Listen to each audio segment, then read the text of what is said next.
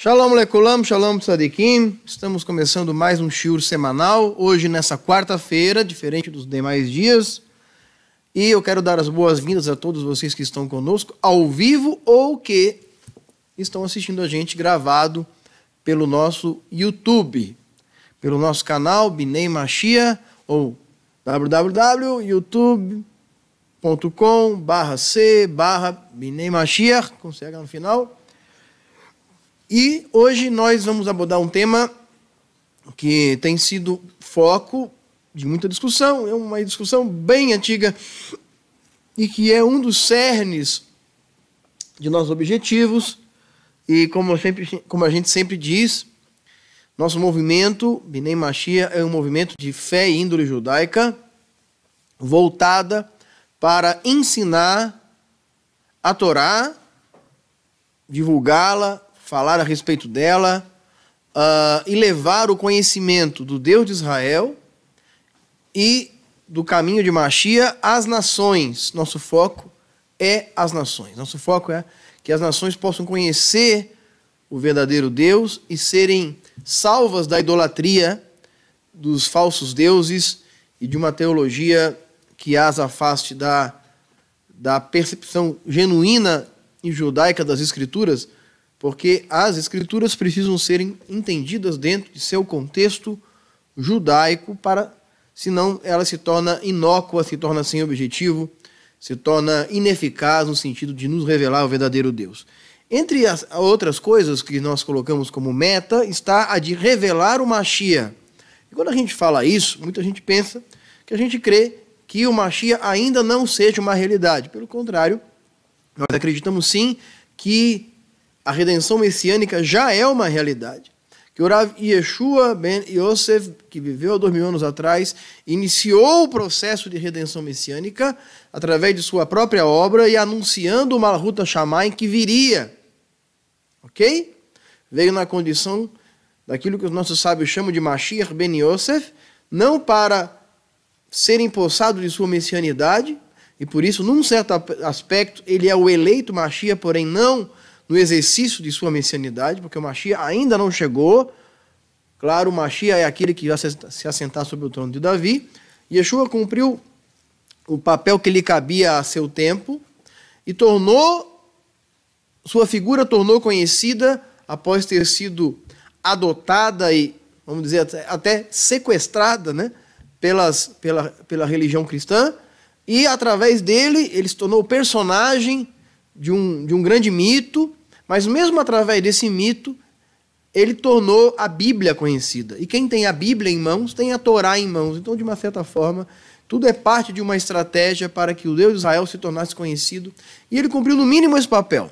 Ok? Entendemos ele como um tzadik, como o nosso Rav, e como aquele que iniciou o processo da redenção messiânica e que, por ora, encontra-se oculto aos nossos olhos, e oculto aos olhos das nações, porque as nações não o conhecem de fato. O que conhecem é o mito construído sob a sombra de sua verdadeira história, e nós estamos aqui procurando revelar os aspectos históricos de sua vida, ok? Há quem o pregue como Deus, há quem o pregue como um semideus, há quem o pregue como um filho nascido de uma virgem da parte de Deus. Há quem o pregue como quem viveu desde a eternidade ou que foi criado em algum momento da criação, antes de todas as coisas. Nada disso tem fundamentação bíblica. O que tem fundamentação bíblica é um Mashiach que viria da descendência de Davi, que seria um homem como eu e você, semelhante a Moshe Rabbeinu, que existiria e viria para cumprir um propósito. Tudo o misticismo criado em torno dele foi algo posterior, ok? E mesmo na tradição judaica, de linha mais mística, quando se retrata o Mashiach como a primeira obra da criação de Deus, é preciso entender o que os sábios dizem.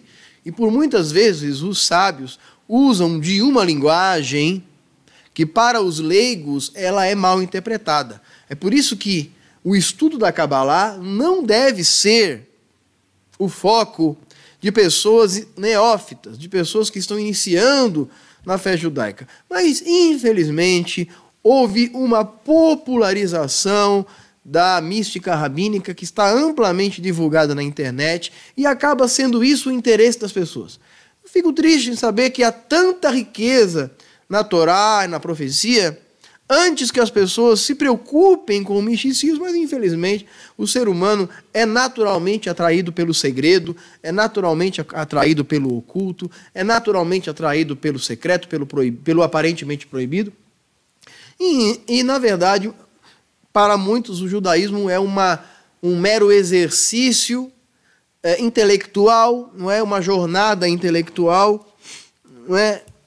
E não estão buscando, de fato, na fé judaica, uma forma de elevar sua vida e de conhecer a Deus. Não, estão buscando filosofia, estão buscando mitologia, estão buscando conhecer os mistérios do universo, e tudo isso é parte de uma presunção humana. Ok? No entanto, respeitamos todos os segmentos, mas entendemos que a mística judaica é para os sadiquim, para os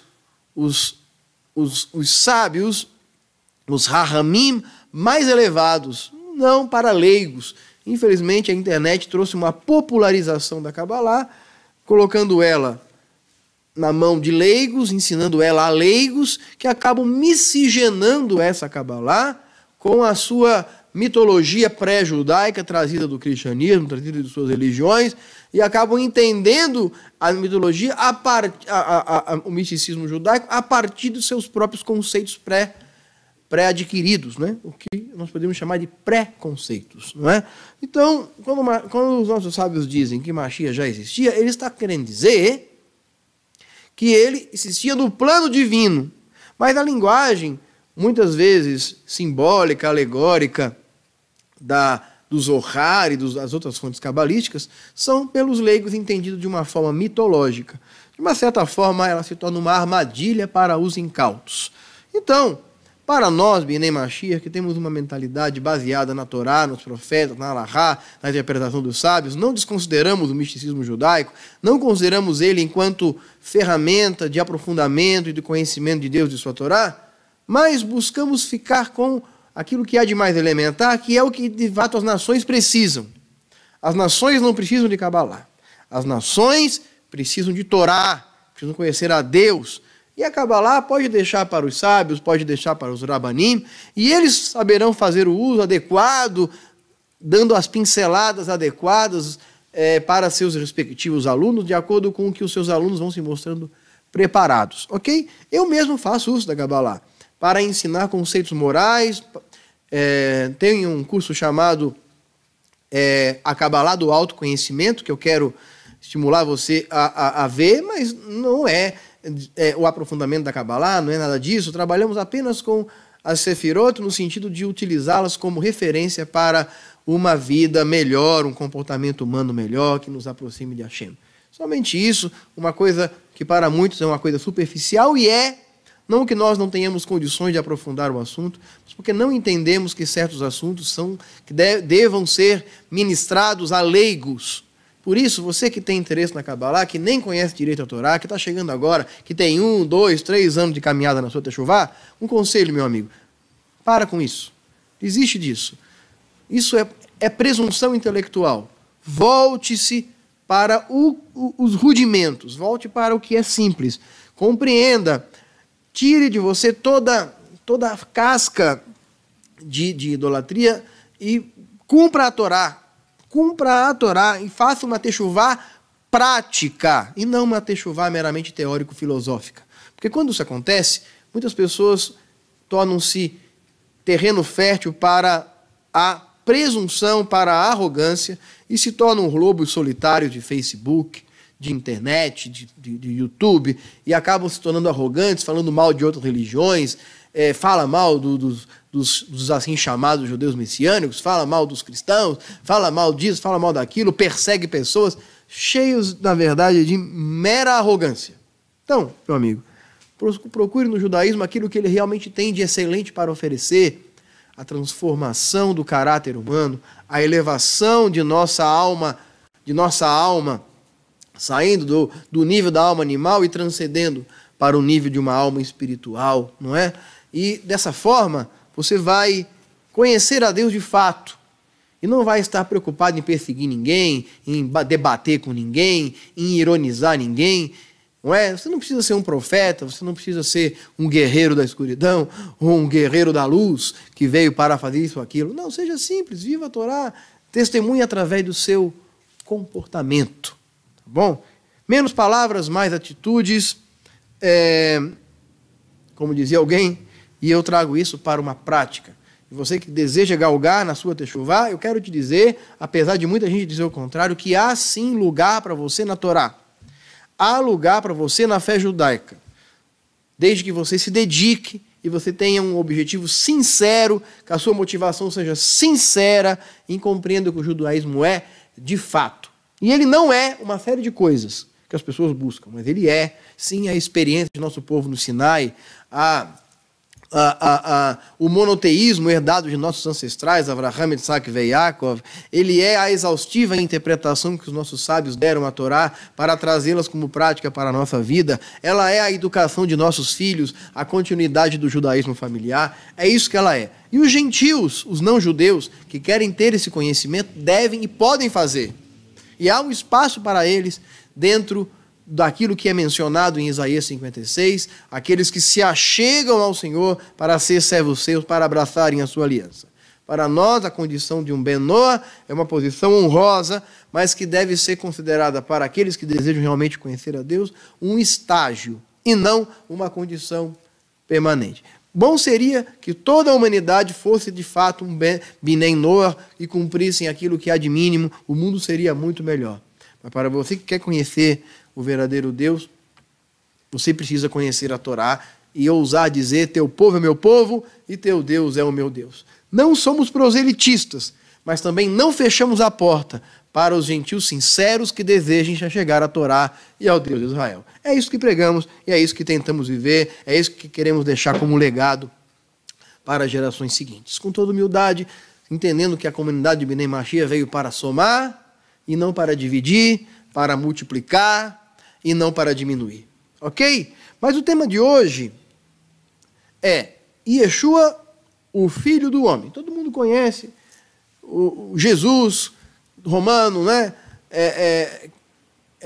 Aquele que é o Edom, não é? Que é o Esav, não é? Que está vestido com a capa de Esav, que Esav lhe deu. Enfim, ele está transfigurado, ele está coberto por uma capa. E o verdadeiro filho meu, esse é a voz do meu filho, esse é, sim, o Mashiach, aquele que está dentro da capa de Esav, e não o Esav em si, ok? Então, a gente precisa aqui estabelecer uma divisão aqui, uma diferenciação entre o Jesus, que é o personagem mitológico criado, e o Rav Yeshua, que é o personagem histórico que viveu há 2000 anos atrás. E antes que alguém questione sua existência, eu quero dizer que para nós, os Bnei Mashiach, a existência de Yeshua é algo irrefutável. Nós acreditamos em sua existência, da mesma forma que acreditamos na existência de Moshe Rabbeinu, de David Ameler, de Eliyahu Hanavi, de todos os personagens bíblicos, de Avraham, Isaac e Yaakov. E quando se diz há uma carência de informações históricas e geológicas e arqueológicas a respeito da real existência do personagem Yeshua, e eu vou dizer que também não há nenhuma evidência, por exemplo, da história de Moshe Rabbeinu, e não sabemos de fato se os patriarcas até que ponto fala isso, fala aquilo na Torá. Bom, para nós a Torá é um livro que conta a história judaica e acreditamos que o Rav Yeshua existiu sim e ele cumpriu um propósito em sua geração, e é sobre isso que a gente quer falar hoje. Yeshua, o Filho do Homem. Bom, primeiramente, eu quero dizer que a expressão Filho do Homem significa o que ela significa de fato, e é o que está dizendo ali na própria palavra, Ben Adam ou Ben Anash, ok? Essas duas expressões, elas aparecem tanto no assim chamado Novo Testamento, quanto no Tanar, conhecido pelas pessoas como Antigo Testamento, ok? E o A expressão Ben Anash, por exemplo, aparece lá no profeta Daniel, ok? Lá no profeta Daniel, a palavra, eu vejo alguém semelhante ao Filho do Homem vindo nas nuvens do céu, lá em Daniel capítulo 7, a palavra lá é Ben Anash. Anash significa pessoa, filho da pessoa, ou seja, um ser humano. Ser humano, simples assim, Ben Anash. Ben Adam, traduzindo literalmente, seria filho de Adão. Adam não significa, não era o nome dele, né? Na verdade, Adam significa aquele que veio da Adamá. É a forma masculina da palavra Adamá, que significa solo, ok? Mais especificamente o barro, o solo vermelho, que vem de Adom, que significa vermelho. Então, também significa filho do homem, significa ser humano, ok? Tanta palavra que aparece no Taná, como Ben Adam, e isso também se referia a profetas. O profeta Ezequiel é chamado por Hashem de Ben Adam, de filho do homem. Filho do homem, olha e veja. Filho do homem, olha e entende. 38 de Ezequiel, a visão dos ossos secos. Ó, filho do homem, o que vês? Não é? Então, filho do homem não é uma palavra que o Novo Testamento inventou. É uma palavra amplamente usada no Tanar, usada no assim chamado Antigo Testamento, cerca de 100 vezes, cerca de 170 vezes aproximadamente. Algo em torno de 178 vezes essa palavra aparece lá, ok? E no Novo Testamento aparece menos até, aparece 117 vezes, 37 delas, na maioria delas, utilizada na linguagem de Matitiahu, Mateus. Por quê? Porque dos 4 evangelhos, que as pessoas chamam de evangelhos,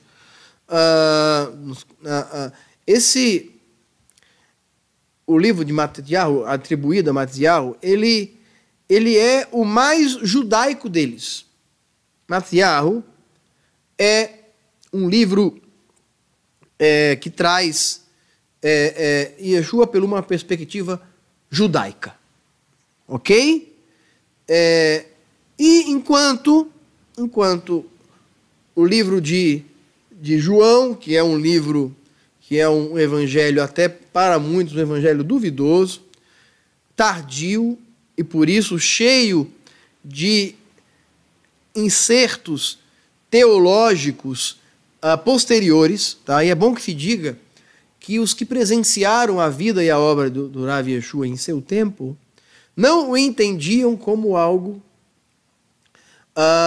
parte de uma teologia nova. Yeshua veio e cumpriu um propósito rabínico, ele foi um tzadik, embora digam que não, para muitos ele não tenha sido, para nós ele foi, porque nós o enxergamos por detrás da máscara que o cristianismo lhe deu. E esses evangelhos mais tardios, eles acabam sofrendo a inferência posterior da teologia criada posteriormente. Então, eles vêm recheados de teologia. Já o livro de Mateus, a biografia de Mateus, ela, acredita-se, há rumores de que ela tenha sido escrita em hebraico, não há qualquer comprovação disso, né? Mas os rumores, eles têm uma determinada origem, e essa origem está no linguajar de Matitiahu, no linguajar de Mateus, ok? E o linguajar de Mateus é um linguajar judaico. Até um exemplo disso são as frases começadas com um E. E estava Yeshua caminhando. Essa é uma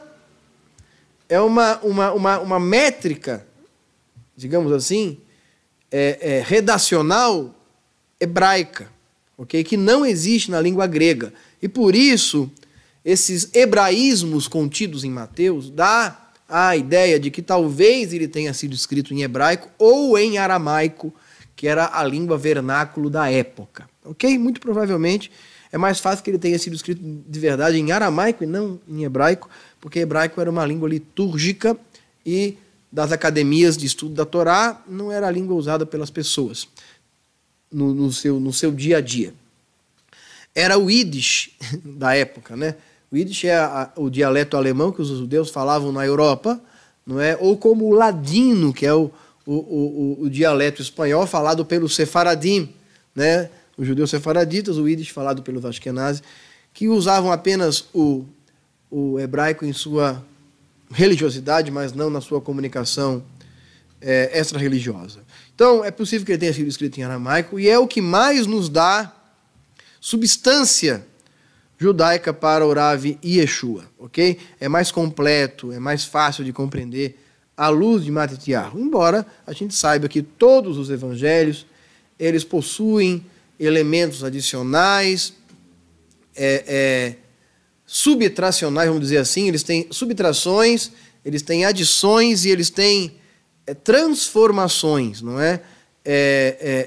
Modificações no texto. Mas um olhar apurado, à luz da Torá, é possível compreendê-lo e contextualizá-lo pela perspectiva judaica. Quero repetir aquela minha máxima que eu sempre falo, aquela minha frase, que existe duas maneiras de entender a Bíblia, a maneira judaica e a maneira errada, ok?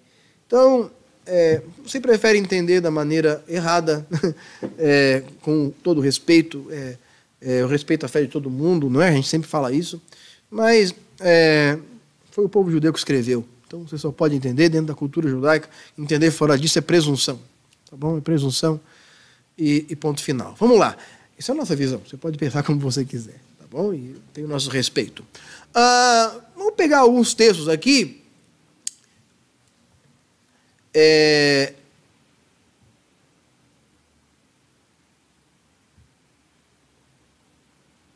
Mateus, como eu disse, citado 37 vezes essa expressão.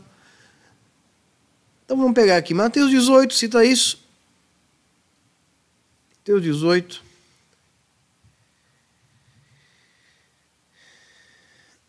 Veja bem, vou ler desde o verso 10 para contextualizar. Cuidado para não desprezarem um só desses pequeninos. E Yeshua falando da tzedakah, dos órfãos, das pessoas carentes. Ele veio, antes de tudo, Yeshua foi precursor de um movimento social, voltado para o social. O que nós tínhamos na época? Era o quadro religioso da época.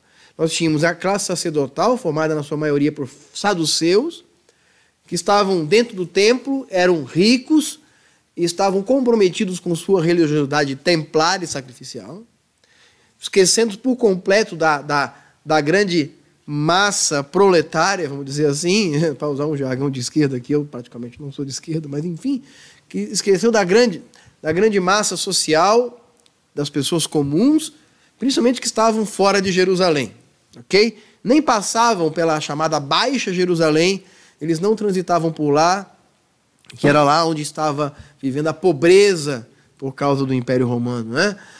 E do outro lado nós tínhamos os perushim, que eram ligados ao ensino da Torá, eram rabanim, eram rabinos, e também muitos deles estavam vivendo uma elitização do ensino judaico, cobrando quantias grandes de dinheiro para ensinar, então, e não estavam se atentando à questão social. Então o Mashiach aqui, o Rav Yeshua aqui, ele mostra o que? Preocupação com as pessoas necessitadas. Pois eu lhes digo que os anjos deles nos céus estão sempre vendo a face do meu Pai Celeste. O Filho do Homem veio para salvar o que havia perdido. O que acham vocês? Se alguém possui 100 ovelhas, uma dessas se perde e deixará 99 nos montes indo para procurar a que se perdeu? E se seguir encontrá-la, garanto-lhes que ele ficará mais contente com aquela ovelha do que com as 99 que se perderam. Da mesma forma, o Pai de vocês, que está no céu, não quer que nenhum destes pequeninos se percam. Então, isso aqui é uma referência ao capítulo 33 de Jeremias, também de Ezequiel, lá, 23, que fala sobre os maus pastores de Israel, não é? Os mestres que haviam se esquecido das ovelhas e que dispersavam as ovelhas, não cuidavam das ovelhas, agiam com rigor para com elas. Então, não é o tema aqui, mas aqui quando ele fala salvar, não é salvar no sentido de Hashem é o Salvador, não. Ele veio buscar o que estava perdido, aquelas ovelhas perdidas, aquelas pessoas que estavam à margem do interesse da elite religiosa da época. E foi a eles que ele foi levado. E aqui chama ele de Filho do Homem. Ok, vamos voltar. Próximo texto. Ainda em Mateus capítulo 24. Aqui fala de seu reaparecimento.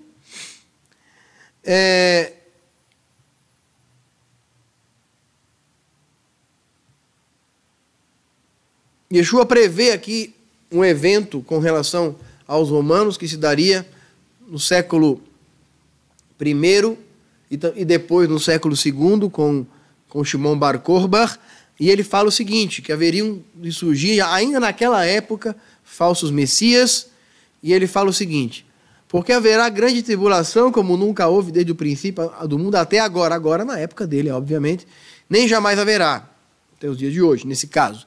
E aqueles dias não fossem abreviados, ninguém sobreviveria. Ele está falando aqui do cerco de Jerusalém dos romanos. Mas por causa dos eleitos, aqueles dias serão abreviados. Quem são os eleitos? Aqueles que sobrariam do povo, que manteriam a Torá até os dias de hoje, né? O povo judeu e também parte dos seus discípulos também. Pois,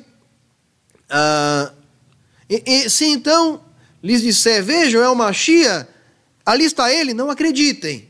E de fato aconteceu isso, Shimon Bar Kokhba lá no século II vai mover uma guerra contra os romanos e logo depois será desmentido de que seja um Messias de fato, foi um dos pseudo-Mashiach da história de Israel. Pois aparecerão falsos Mashiachim, falsos Messias e falsos profetas, que realizarão grandes sinais e maravilhas e, se possível, enganariam os eleitos. Se possível, porque não é possível enganar os eleitos, porque aqueles que estão fundamentados na Torá e nos profetas não acreditam em qualquer Mashiach que surge. Ok?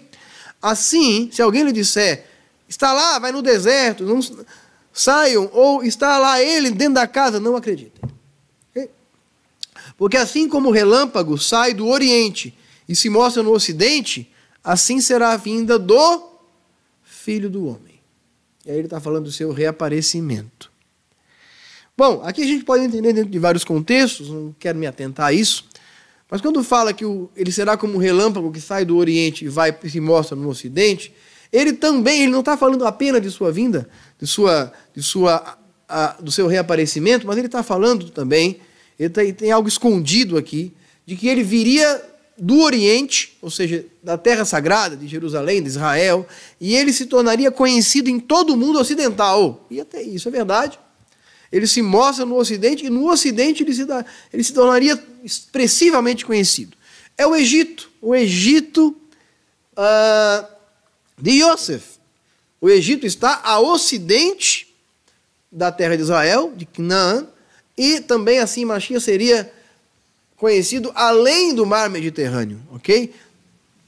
Ao ocidente, né? O mar Mediterrâneo que faz ali a divisão entre Oriente e Ocidente, não é? Podemos dizer assim, Mar Vermelho, o mar Mediterrâneo, toda aquela região, ela faz uma divisão entre o Oriente e o Ocidente. Então, da mesma forma que Yosef saiu do Oriente e se mostrou no Ocidente, tornou conhecido lá, também isso deveria acontecer com o Mashiach. Assim será a vida do Filho do Homem. Tá? Vamos continuar aqui, que esse é um texto um pouco polêmico, a gente trabalha ele outro dia. Eu quero só enfatizar o título. Filho do Homem. Ok? Chegando em Yeshua, a região da Cesareia de Filipe, perguntou aos seus discípulos, que dizes que é o Filho do Homem? Mateus 16, um pouquinho antes do que a gente leu primeiro. Os fariseus, os saduceus se aproximaram de Yeshua, tal. Versículo 13, vou ler desde o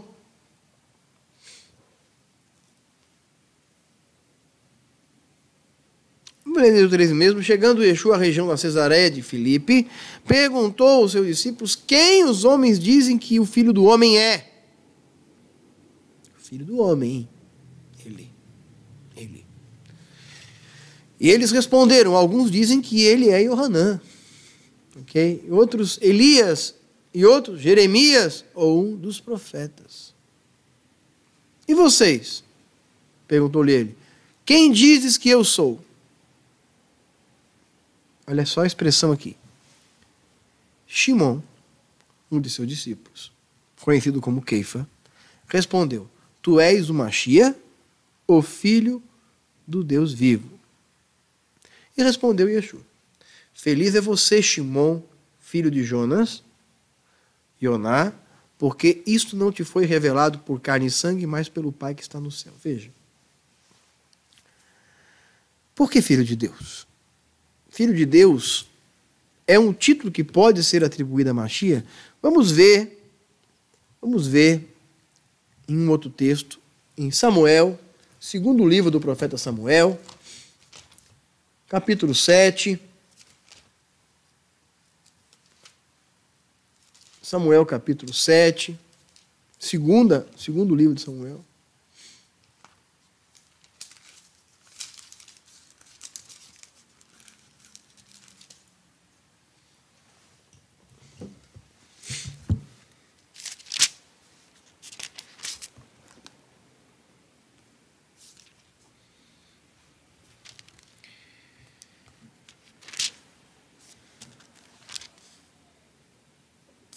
Desculpa. Segundo Samuel, tá certo? Segundo Samuel, capítulo 7, verso 14. Vou ler um pouquinho antes. Diz assim, verso 12 em diante. Quando teus dias estiverem completos, dizendo Natã, falando para Davi, e repousares com os teus pais, elevarei de tua descendência depois de ti um descendente gerado por ti mesmo. Veja, primeira coisa, embora o Shilomo, com todo respeito, o Shilomo Amelech, tenha atribuído a ele, essa palavra aqui, uma coisa que deve ser entendida aqui é o seguinte, olha, versículo 12. Quando os teus dias estiverem completos e repousares com seu pai, elevarei tua descendência depois de ti, um descendente de ti mesmo. Bom, alguém pode dizer, sim, mas Shilomo foi elevado após a morte de Davi. É verdade. Mas todos os Rabanim, pelo menos de uma certa época, hoje existe uma grande tentativa, principalmente por alguns movimentos judaicos que eu respeito, mas vamos fazer o seguinte, gente, deixa o povo que crê em Yeshua em paz. Eu não fico falando do Messias de ninguém, não vou falar, porque são grandes tzadikim, de bendita memória. Então existe toda uma situação para descontextualizar o texto do Taná com relação ao Rav Yeshua. E vamos falar a verdade? Isso aí é um trabalho igual o que os padres da Idade Média faziam, tá? Porque os mesmos textos usados na contramão para desmistificar o Yeshua acabam sendo usados para messianizar outros personagens. Então, deixa quieto isso aí. Vamos ser mais sinceros, viu, na hora de interpretar a Torá e dos profetas. Não vamos ficar criando cavalo de batalha para desvirtuar pessoas de outras religiões, gente. Não faça isso, tá bom? Mas olha, vamos ver aqui, ó. Então, os rabanim do passado, da época do Talmud, por exemplo, acreditavam que isso aqui se referia a Machia. Tá? Aryeh Kaplan, aqui, recente. Tá? Aqui, do século XX. Acreditava nisso. Tá? Enfim, isso aqui se refere sim a Machia. É fato que se refere também a Shilomo Amelech, mas Shilomo Amelech não teve seu reino confirmado para sempre, como diz o texto aqui. Voltando aqui.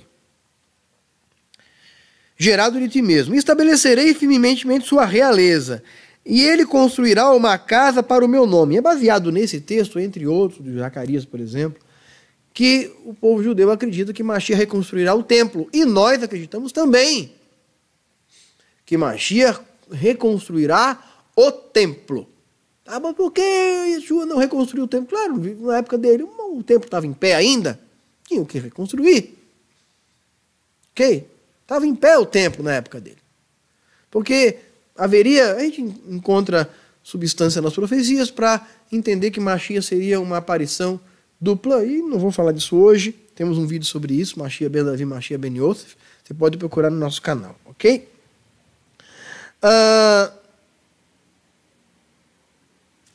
Vamos voltar. E eu estabelecerei para sempre o seu trono real. Então, o reino de Mashiach não teria fim. Daniel capítulo 9... Não, desculpa, Daniel capítulo 2 fala de uma pedra que seria lançada nos pés da estátua, representando os reinos, e que encheria toda a terra e o seu trono seria estabelecido para sempre. Agora sim, verso 14. E eu serei para ele um pai, e ele será para mim um filho. O que significa isso?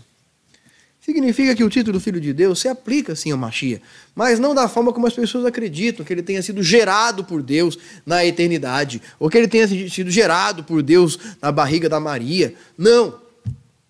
O título Ben Elohim, ou Ben Hashem, é um título de honra. Hashem o adotaria. E o próprio Shlomo Amelech tinha esse título de Filho de Deus, porque esse texto se aplica a ele também. Quando fala que Mashiach se assentaria no trono de Deus, é falado também que Shlomo Amelech se assentou no trono de Deus. Quer ver aqui? Eu vou ler para você o texto. Vou ler para você o texto.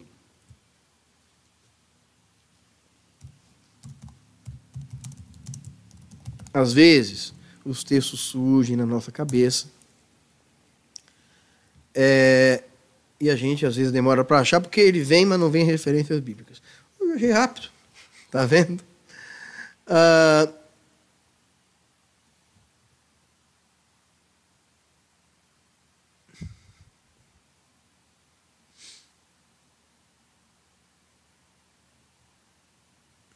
Não é esse texto ainda, peraí.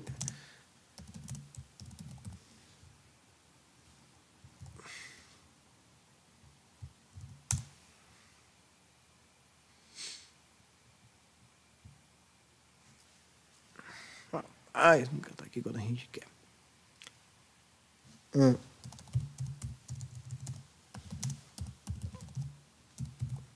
Shlomo Amelech.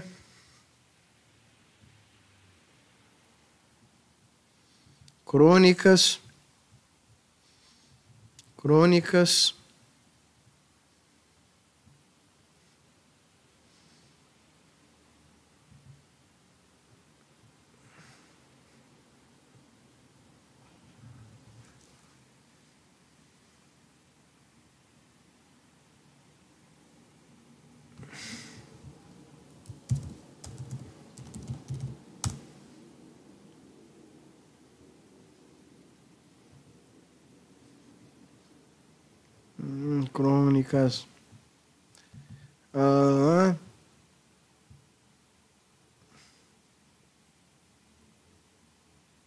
Aqui, Crônicas 29, 23.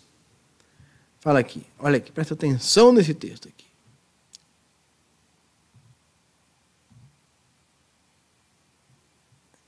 Então Davi, aqui Davi estava vivo ainda, aqui fala de Davi. Então Davi e toda a assembleia louvem ao Senhor, seu Deus, e todos eles louvaram. Então Davi disse a toda a assembleia, a toda a comunidade, todos os que estavam reunidos ali, louvem ao Eterno, louvem ao Senhor, seu Deus. E todos eles louvaram a Hashem e Deus nos seus antepassados, inclinando-se e prostrando-se diante do Senhor, diante do rei. Veja. Interessante esse texto, porque eles se prostravam diante do rei. Aqui não dá para entender se é Davi, se é Deus, mas Davi representava a Deus ali. E ele era homem, filho de mulher, normal e tudo mais, né?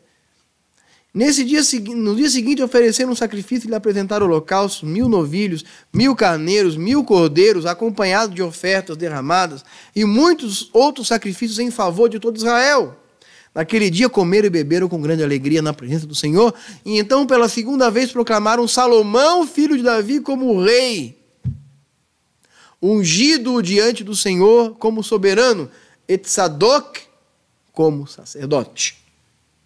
De maneira que Salomão, assentou-se como rei, ainda nos dias de Davi vivo, no trono do Senhor em lugar de Davi, seu pai, e ele prosperou, e todo Israel lhe obedecia.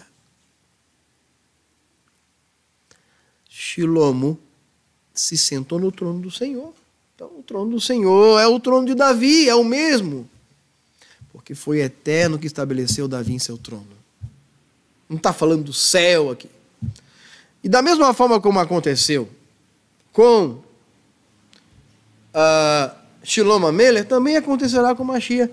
Ele se sentará no trono do Senhor, que é o trono de Jerusalém. Jerusalém. O trono do Senhor fica em Jerusalém. Vamos voltar para outro texto. E esse texto está relacionado com o texto que está nas palavras do Rav Shaul al-Shalia, na sua carta aos Haverim, lá da cidade de Roma, né? Que moravam lá em Roma, judeus de Roma, prosélitos de Roma. Capítulo 1, ele começa a sua carta a eles, a sua epístola. Igeret Aromanim, né? Como chamamos assim? Ou Aromim, né? Então ele fala assim: essa boa nova que lhe prometera os seus profetas nas suas sagradas escrituras, concernente a seu filho, oriundo segundo a carne da estirpe de Davi, Romanos 1:3, estabelecido segundo o Ruach HaKodesh como filho de Deus com poder. Então, o título Filho de Deus é uma concessão, não uma conceição, uma concessão. A concessão dele como Filho de Deus é um título.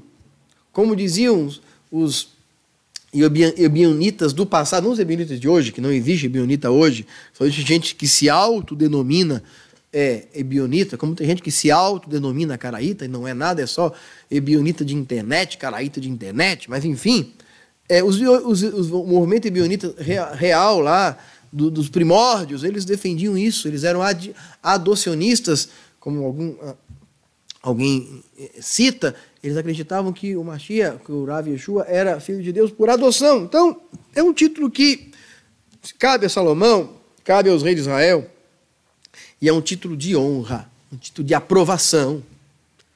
Eis o meu filho, hoje te gerei. Mas, quando fala isso, não está falando da eternidade, como muita gente fala. Isso aí para nós, isso não existe. Para nós, respeito quem pensa diferente, mas para nós isso não existe. Mashiach foi gerado em Hashem quando Deus colocou nele seu espírito. Ali, ele foi gerado por Hashem. Então, é filho de Deus por adoção. Não é filho de Deus porque foi gerado por uma virgem, nem porque Deus colocou lá um pontinho, não sei no que, pegou lá o espermatozoide de Yosef, pegou, colocou dentro da Maria, fez toda uma volta, né? Deu um trabalho lá. Para quê? Para quê? É mais fácil fazer um negócio como a Hashem inventou lá no Éden. Eles tiveram relações maritais normais. Era o Hashem. E geraram aquele menino que proeminentemente cresceu, tornou-se um tzadik e foi por muitos considerado Mashiach em seu momento, em seu tempo, e até hoje, crido por muitos dessa forma. É inevitável você admitir de que, de fato, o Rav Yeshua, seja ele na figura mitológica de Jesus ou não, foi um eminente personagem, indiscutivelmente, que alterou e muito a cultura do mundo depois dele. Tudo que o mundo conheceu em termos de religião no Ocidente tem origem nas palavras dele. O próprio judaísmo rabínico, ao longo de suas eras, foi influenciado, sim, por sua forma de ensinar. E hoje, muitas das coisas que os nossos sábios trazem à tona como ensinamento, já encontravam substância lá no tempo do Rav Yeshua. Ele falou há 2000 anos atrás o que nós que seguimos a filosofia Hassidim cremos hoje. Embora não sejamos Hassidim, não fazemos parte do movimento Hassidim, mas concordamos e nos identificamos em vários aspectos com a filosofia Hassidi, ok? E os Hassidim, eles pregam aquilo que o Rav Yeshua pregava há 2000 anos atrás, embora eu sei que é um movimento que fala, que é muito enfático, né, em dizer que Mashiach não veio ainda e tal, mas isso é parte de todo um problema criado, não por eles, criado pela história.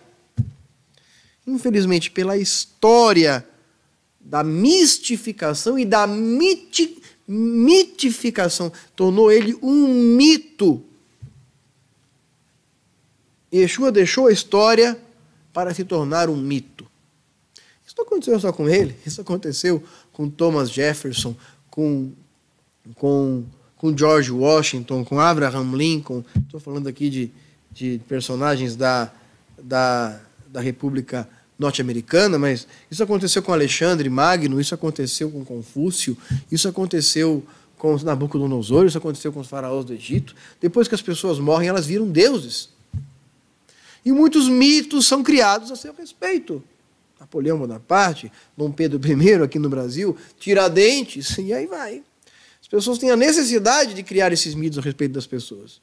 Agora, a nossa crença de que Mashiach foi algo, no mínimo, diferente em seu tempo, não é baseada em mitos. Ok? Ela é baseada em fatos. E esses fatos são incontestáveis. Mas, enfim, para nós, né? Quem quiser estudar mais sobre isso aqui, hoje, o programa de hoje não vai dar conta, né, de falar de tudo isso. Já estamos terminando, temos aí pouco mais de 5 minutos de programa para terminar aqui nossa aula de hoje. Ok? Ele é, portanto, filho do homem.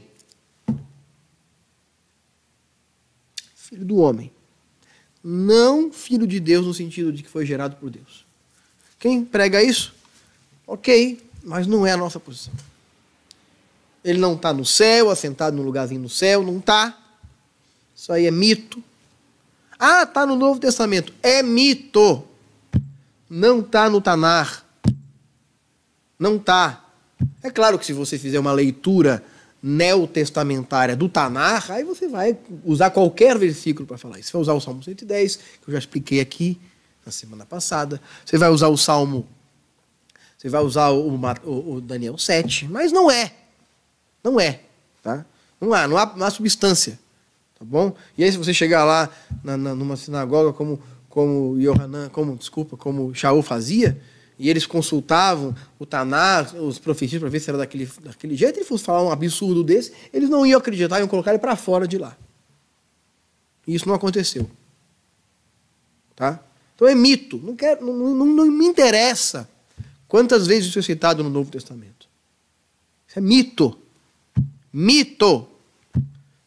Tá? Isso foi atribuído a outros do passado. Agora, aquela questão das nuvens. Eu acredito, particularmente, não há motivo para desacreditar, porque isso aconteceu com Eliyahu Hanavi. Por que não? Aconteceu com Eliyahu Hanavi. E, no entanto, eu não acredito que Eliyahu Hanavi esteja no céu, porque o céu é a esfera do divino, não é a esfera humana, física. Tá? O céu são o céu do Senhor, a terra ele deu aos filhos dos homens. Filhos dos homens, filho do homem. É um plural. Tá? Então o filho do homem fala, eu sou de cima. Sim, ele falou isso. Se eu entender isso à luz da Torá, eu vou dizer que ele estava num estado de ascensão, que Hashem, ele veio do propósito de Hashem. Agora, eu também posso entender que esse texto tenha sido acrescentado, porque a gente não duvida nada.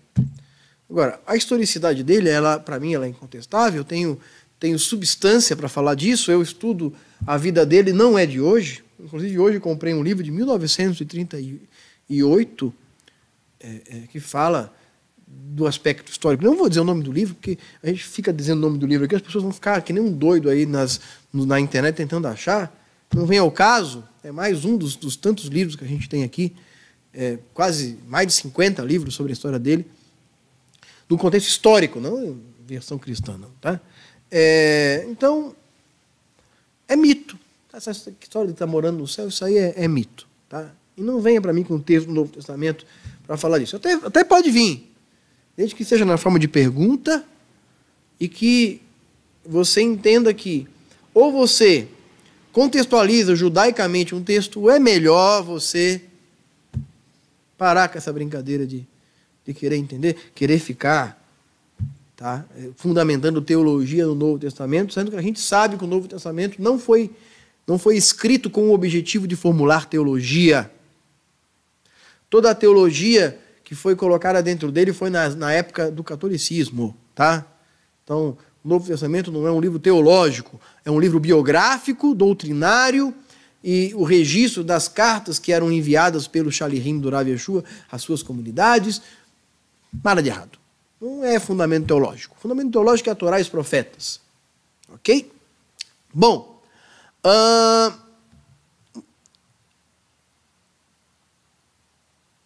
eu quero ler um outro texto que fala lá em Yeshayahu, capítulo 11. Yeshayahu, capítulo 11.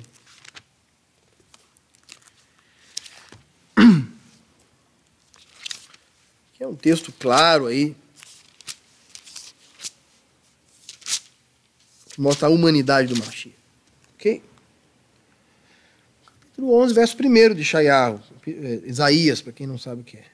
Um ramo sairá da cepa de Jessé. Um ramo, não é um enxerto lá na cepa de Jessé. Deus não ia colocar um enxerto lá. Um ramo, um rebento brotará de suas raízes, e sobre ele repousará o Espírito do Senhor. Sabedoria, discernimento, conselho, valentia, conhecimento, temor do Senhor. Então o texto aqui mostra que o Mashiach, ele teria o Espírito de Deus. É isso que daria a ele o título de Filho de Deus para muitos.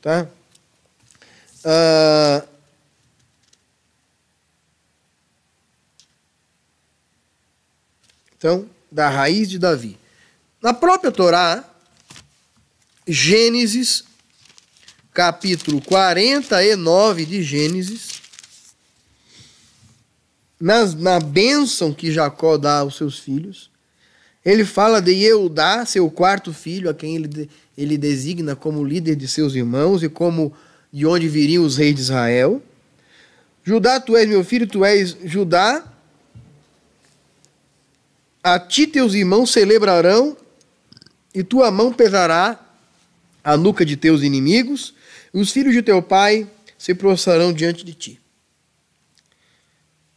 Aqui está falando lá na frente, tanto para ele quanto para a figura que ele geraria lá na frente. Tu és leãozinho, Judá, ó filho meu, voltaste do massacre, ele dobrou o joelho e deitou como leão, como uma leoa, quem o fará levantar? Aqui está falando de Davi da Meler, que guerrearia, que seria guerreiro.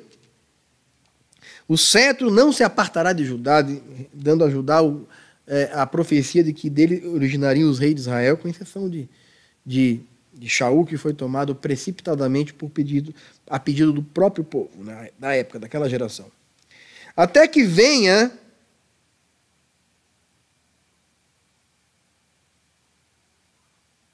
aqui está.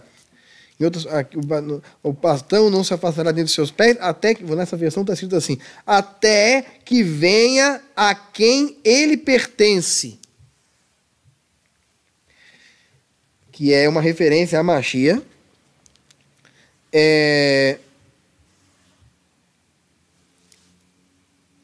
A quem os povos devem obediência. Em outra versão fala até que venha Shiló. Shiló, o enviado. Shiló, aquele que viria. Uma referência a Mashiach. Não é eu que digo isso. Os Rabanim atribuem isso a Shiló como sendo uma referência a Mashiach. Arié Kaplan, em seu livro sobre Mashiach, fala sobre isso. O Talmud fala sobre isso. Toda a literatura messiânica judaica, quando eu falo judaico, não é a judaísmo messiânico de hoje, toda a literatura judaica que se refere a Mashiach, dos Rabanim, da Halahá, do Talmud, fala dele e cita esse texto como referente a Mashiach. E aqui fala que viria de Judá. Mashiach deveria vir de Judá. Se Yeshua não veio de Judá, se Yeshua nasceu de uma virgem, se Yeshua não é descendente de Davi da Amélia, então de fato ele não seria o Mashiach. Então eu deixo de crer nele hoje. se ele não for descendente de Judá. Porque o Mashiach é descendente de Judá. Desassociar ele dessa história é criar um mito. E o Mashiach não tem seu arquétipo na mitologia pagã. Ele é um homem, e só isso que ele é, e tudo isso que ele é. Um homem semelhante a Moshe Rabbeinu. Então essa história de que ele existia antes da criação, não sei o quê, para nós isso aí não existe. Ele existia aqui, ó, no plano divino. E não como ser espiritual. O céu não é um reservatório de almas que são mandadas a esse mundo, não é a nossa perspectiva. Somos todos uma única alma adâmica. E a nossa vida vem de Adão. Somos uma única humanidade. Não acreditamos na transmigração na alma, como ela é citada por alguns teorizadores do tema. Acreditamos sim que somos uma única alma e que herdamos a alma de nossos antepassados. Aquela centelha, aquela memória ancestral, não é? É isso. Nossos filhos herdam a nossa alma e assim por diante. Somos uma única alma adâmica. E também entendemos que a centelha divina está dentro de nós. E também entendemos que somos originários daquela parte de Israel que estava lá ao longo do Sinai. Portanto, o Mashiach é filho do homem. Ele foi ocultado dos nossos olhos, ele reaparecerá, então se assentará no trono de Deus, que é o trono de Davi da Mele, como está escrito aqui em Crônicas, ok? E pronto. Ele é o filho do homem. Muitos outros textos do assim chamado Novo Testamento eu poderia utilizar para falar disso, mas não dá mais tempo. Nossa aula de hoje acabou. Eu acho que passou rápido, não sei para você. Nossa aula de hoje acabou, mas nós voltamos no próximo Shabat, a partir das 7h30 com o Kabbalah de Shabat na sexta-feira, às 9h30 da manhã com o Shaharit Shabat, também a ministração da Parashá da semana, Parashá Berraloterra, não perca. E vamos nos falando, entre em contato conosco, nosso WhatsApp está aqui na parte inferior do nosso vídeo, aqui. Isso. Parte inferior do vídeo. Mande um WhatsApp para a gente, saiba como saber mais a nosso respeito e até como nos ajudar, como contribuir, como ajudar a manter o nosso trabalho, que graças a Deus tem dado fruto, e logo você vai ver os frutos desse trabalho. E se você está em qualquer cidade e quer iniciar uma comunidade Bnei Mashiach e saber como você pode passar por um processo de techuvá conosco e iniciar um núcleo Bnei Mashiach na sua cidade, entre em contato com a gente e saiba maiores informações. Nosso site, no e-mail respostas@bneimashia.org, no WhatsApp, entre em contato com a gente e saiba como ajudar ou saber mais informações. É isso. Shalom lekulam. Shalom. Sadikim.